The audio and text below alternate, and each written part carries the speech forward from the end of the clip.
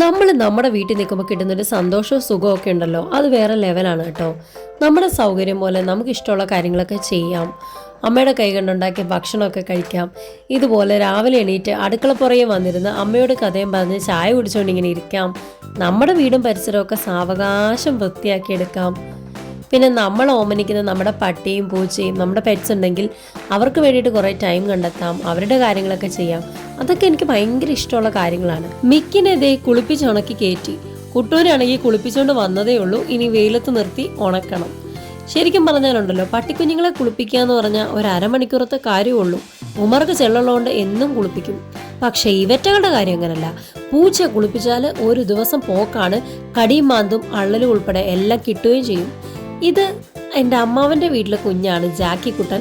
അമ്മാവൻ്റെ വീട്ടിൽ ഞങ്ങൾ വൈകിട്ട് പോയപ്പം ഇവനെ കണ്ടു. ഭയങ്കര സ്നേഹമാണ്. ഇവനെ പുതിയതായിട്ട് കൊണ്ടുവന്നതാണ്. എന്നോട് എന്താണോ ഭയങ്കര കമ്പനിയാണ്. പിള്ളേർക്കൊക്കെ ഭയങ്കര പേടിയാണ് കേട്ടോ. സന്ധ്യയായപ്പോൾ വീട്ടിൽ വന്ന് കുളിച്ച് വിളക്കൊക്കെ വെച്ച് കഴിഞ്ഞപ്പോൾ അമ്മ വിളിച്ച് പറയുന്നു, നമ്മുടെ ചെടിയെല്ലാം വരണ്ട് നിൽക്കുക, ഇച്ചിരി വെള്ളം ഒഴിക്കുക, മഴയൊന്നും എന്നാ പെയ്യാത്തതെന്ന്.